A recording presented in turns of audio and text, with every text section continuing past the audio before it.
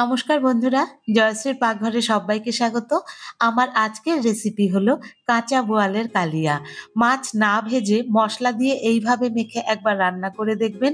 স্বাদে হবে যেমন দুর্দান্ত, আর মাছ ভাজা বা তেল ছেটার কোনো ঝামেলা থাকবে না। রেসিপিটি শেষ পর্যন্ত দেখবার অনুরোধ রইল। আর ভালো লাগলে একটা লাইক করে দেবেন, আর চ্যানেলটি সাবস্ক্রাইব করে আমার পাশে থাকবার অনুরোধ রইল। রেসিপিটির জন্য আমি এখানে 6 পিস বোয়াল মাছ নিয়েছি। মাছগুলোকে ম্যারিনেট করবার জন্য একটা মশলা তৈরি করে নিব। 1 ইঞ্চি আদা, 8-10 কোয়া রসুন, একখানা ছোট মাপের পেঁয়াজ, 2টো কাঁচা লঙ্কা, এইগুলোকে গ্রাইন্ডিং জারের মধ্যে দিয়ে একটা পেস্ট বানিয়ে নেব। পেস্টটাকে একটা বাটিতে নামিয়ে নিচ্ছি। এখান থেকে 2 চামচ মতো পেস্ট আমি ম্যারিনেশনের জন্য ব্যবহার করব। মাছগুলোর মধ্যে প্রথমে লবণ, হলুদ আর তৈরি করে রাখা যে মশলাটা, সেখান থেকে 1.5 চামচ মতো আমি দিয়ে দিচ্ছি। সঙ্গে দিয়ে দিচ্ছি 3 চামচ সর্ষের তেল। এই তেলটা কিন্তু অন্য কোনো তেল ব্যবহার করলে টেস্ট ভালো লাগবে না, অবশ্যই একটু ঝাঁঝযুক্ত সর্ষের তেল দেবেন। তেলটা দেওয়া হয়ে গেলে এবারে সমস্ত মশলার সাথে মাছগুলোকে খুব ভালো করে হালকা হাতে মেখে নিতে হবে। দুপিঠে যেন ভালো মতো এই মশলা আর তেল লাগে, সেই রকম করে একটু সময় নিয়ে মেখে নিতে হবে। সমস্ত মশলার সাথে মাছগুলোকে মাখিয়ে নিয়ে এটাকে ঢাকা দিয়ে 15 মিনিটের জন্য রেখে দেব। তারপরে গ্যাসের উপরে কড়াই বসিয়ে দিয়েছি। কড়াইতে 3-4 চামচ সর্ষের তেল দিলাম। তেলটা ভালো করে গরম হয়ে গেলে এর মধ্যে আমি ফোড়নে দিয়ে দিচ্ছি 1 চামচ কালো জিরে আর 2খানা চেরা কাঁচা লঙ্কা।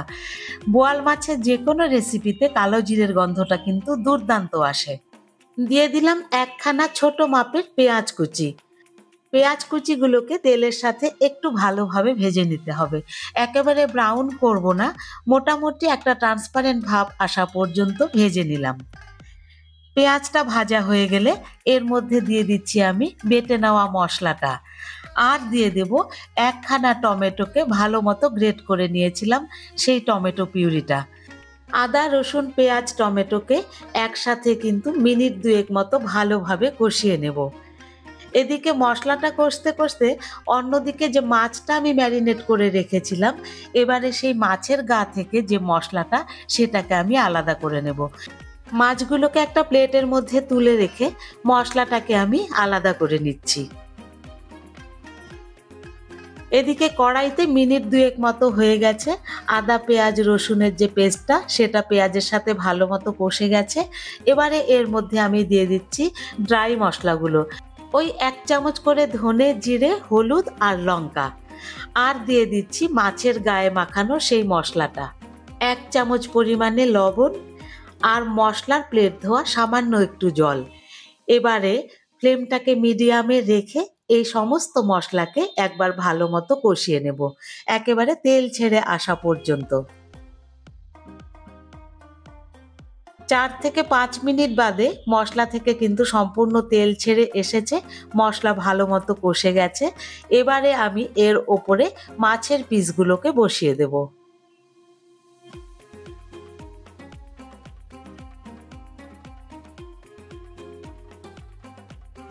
মাছের পিসগুলো দেওয়া হয়ে গেলে এবারে মাছগুলোর গায়ে ভালো করে মশলাটাকে মাখিয়ে নিতে হবে।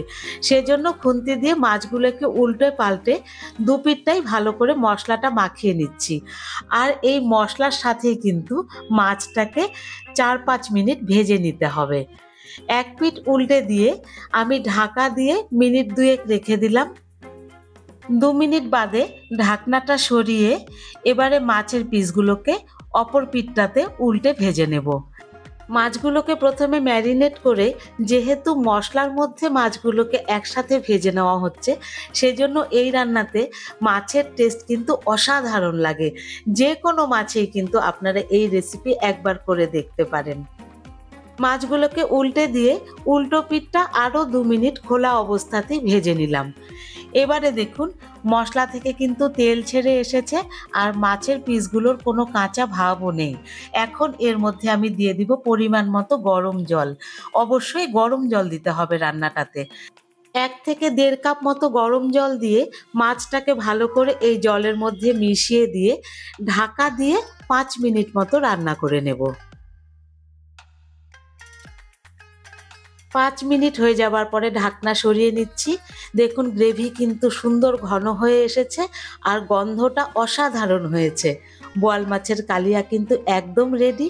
এর মধ্যে কয়েকখানা চেরা কাঁচা লঙ্কা ছড়িয়ে দিয়ে গ্যাসের ওপরেই 2 মিনিট মতো বসিয়ে রেখে ঝোলটা ঘন হয়ে গেলে আর ওপরে এরকম সরসর ভাব পড়লে পরে নামিয়ে গরম গরম পরিবেশন করব।